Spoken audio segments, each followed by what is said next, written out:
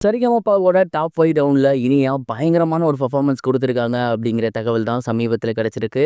அது என்ன அப்படிங்கிற கம்ப்ளீட் டீட்டெயில தான் இந்த ஒரு வீடியோல நம்ம பார்க்க போறோம்.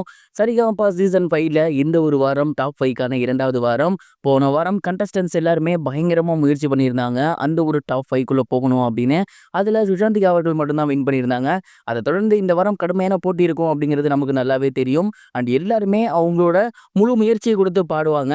அந்த ஒரு விஷயத்த தான் இனியா அவர்களுமே பண்ணியிருக்காங்க. கடந்த வாரம் அவங்க ரொம்ப சூப்பரா போல்டான ஒரு அட்டெம்ப்ட் பண்ணியிருந்தாங்க. அதுக்கு ஜட்ஜஸ் பாராட்டினாலுமே, இத தாண்டி ஒரு பீக் பெர்ஃபார்மன்ஸ் உங்ககிட்ட எதிர்பார்க்குறோம் அப்படின்னு சொல்லியிருந்தாங்க இல்லையா? அந்த மாதிரியான ஒரு பெர்ஃபார்மன்ஸ் தான் இனியா கொடுத்திருக்காங்க. இனியா அவர்கள் ரொம்பவே சூப்பரான ஒரு பாடல தேர்ந்தெடுத்து பாடியிருக்காங்க. அந்த ஒரு பாடல் அப்படிங்கிறது அவங்களோட கம்ஃபோர்ட் ஜோனுக்குள்ள இருக்கும் இல்லையா? அந்த மாதிரியான ஒரு பாடல் தானாமா. அத ரொம்ப சூப்பரா பாடியிருக்காங்க. சொல்லப்போனா அவங்க பாடிட்டு இருக்கும்போது ஜட்ஜஸ்லாம் பயங்கரமா ஷாக் ஆயிட்டாங்க. பாடுறது இனியா தானா அப்படின்னு.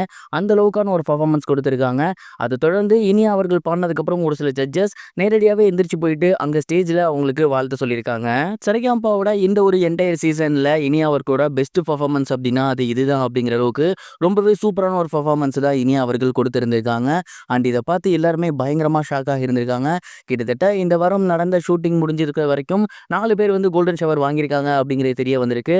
அண்ட் அதுல ஒன் ஆஃப் த ஒரு பெர்சனா கண்டிப்பா இனியாவும் இருக்காங்க அப்படிங்கிற மாதிரி தான் பார்த்தீங்கன்னா தகவல் வெளியாகி இருக்கு. சொல்லப்போனா இந்த ஒரு டிக்கெட் ஃபினாலே இனியாவுக்கு தான் கிடைக்க போகுது அப்படிங்கிற மாதிரியான டாக்ஸுமே வந்து போய்கிட்டு இருக்கு. சரிகமபாவை பொறுத்த வரைக்கும் இந்த ஒரு சீசன்ல இவங்க நல்லா பாடுவாங்க, இவங்க இன்னைக்கு சொதப்புவாங்க அப்படின்னு நம்மளால கணிக்கவே முடியாது. ஏன்னா ஆல்டர்னேட்ல எல்லாமே போய்கிட்டு இருக்கு. சபேசன் அவர்களே ஒரு வாரம் கோல்டன் ஷவர் வாங்கல. இனியா அவர்கள் பீக் பெர்ஃபார்மன்ஸ் இந்த வாரம் கொடுத்திருக்காங்க.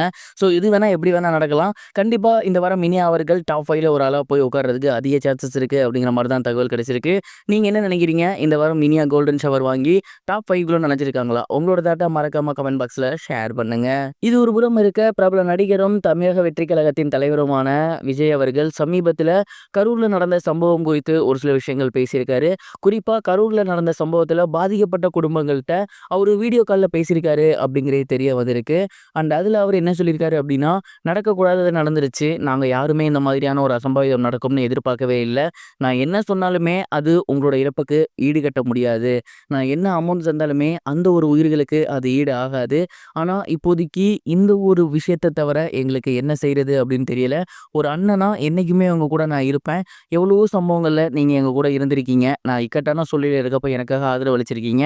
உங்களுக்கு வாழ்நாள் முழுவதுமே நான் கடமைப்பட்டிருக்கேன் அப்படின்னு ரொம்பவே எமோஷனலா அந்த நபர்கள்ட்ட பேசியிருக்காரு. மேலும் பாதிக்கப்பட்ட 41 குடும்பத்தையுமே பனையூருக்கு வர சொல்லி கிட்டத்தட்ட ரூ. 20,00,000 அவங்களுக்கு கொடுக்க போறாரு அப்படிங்கிறதும் தெரிய வந்திருக்கு. அண்ட் இந்த ஒரு விஷயம் சமீபத்தில் வெளியாகி சோசியல் மீடியால வைரலா போய்கிட்டு இருக்கு. இது குறித்து நீங்க என்ன நினைக்கிறீங்க அப்படின்னு கமெண்ட் பாக்ஸ்ல ஷேர் பண்ணுங்க.